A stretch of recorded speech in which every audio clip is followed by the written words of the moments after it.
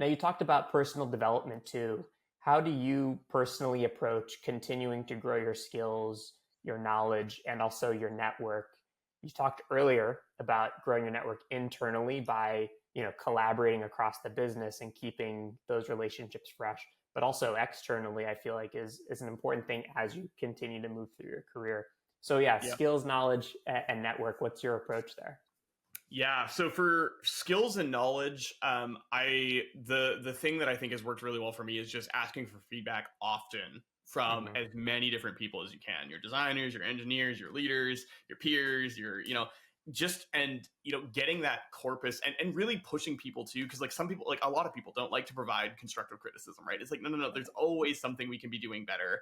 And so Hmm. telling me what that is so that I at least know, and then thanking them for the feedback right after is like kind of the first step.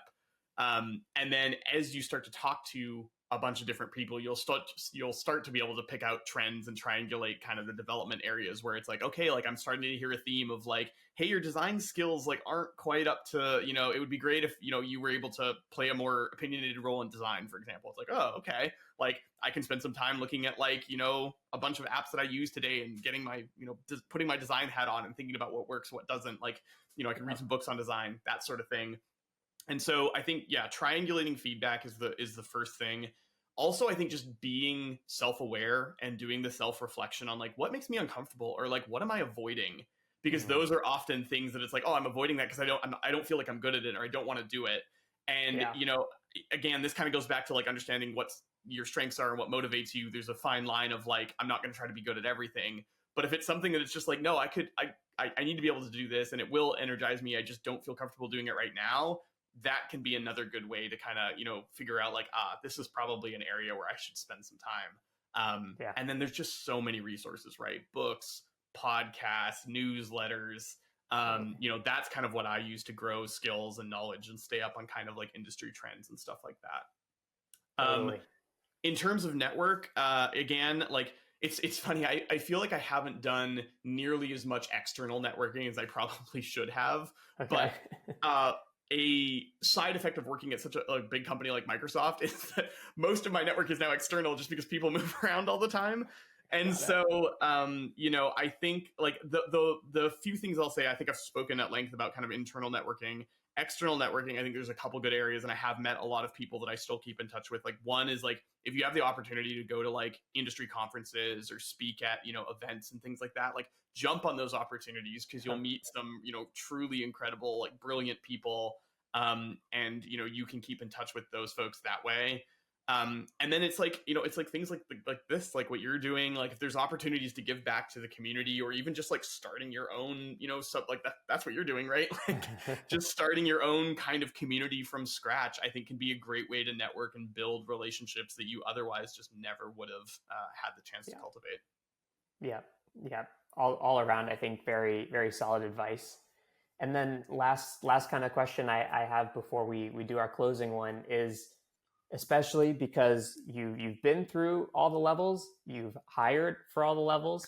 Um, what are the couple key big differences you've seen between a junior PM who's kind of coming in versus somebody who's really succeeding at the senior level?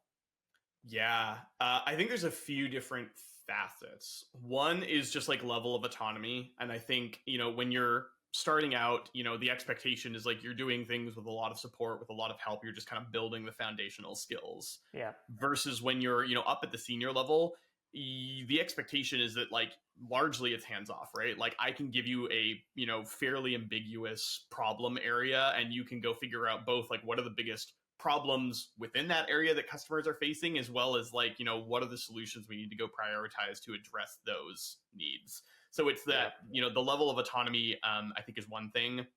um, Proactivity versus reactivity is another thing that I'll say. Like I touched on this earlier, but it's like often when you're junior, you're still getting your legs under you. I think more often than not, a lot of the things you're doing are kind of more reactive. It's like, oh shoot, this I just learned about this problem, I need to go solve it. Versus once you kind of have that foundation, starting to think more at that proactive level about just like, hey, this is what my manager told me to go do, but like there's this whole other thing over here that no one is thinking about, and Yeah. based on the outcome I'm trying to drive, this really feels like the big rock that someone needs to be going and looking at. being able to pitch that and bring it back, I think that's kind of the hallmark more of like, someone who's more towards the senior band of carving out their own space and thinking about their own space as an owner, as I kind of mentioned earlier. um Totally. Scope, I think, is another thing, right? Like usually when you're junior, you're going to be working on a feature, maybe a couple features. And when you're senior, the scope expands more to like you're working on a group of features or a feature area, or maybe even multiple feature areas as you kind of get more towards like the high senior getting into principal level kind of thing. So just thinking about that kind of scope too. And like if you want to grow, how do you take that next step in terms of like, hey, so far I've just been owning these 4 features, but like, is there an opportunity for me to jump in and own this area kind of thing? Um, Totally. and then I think the last couple things I'll mention, one is just like your stakeholder network. So, when Mm. you're a junior PM, I think the expectation is you're largely just delivering value within your current team, right? It's kind of like you have your designers, you have your engineers, and you're just building. It kind of goes back to like you're building out one feature. That's your stakeholder Yeah. network.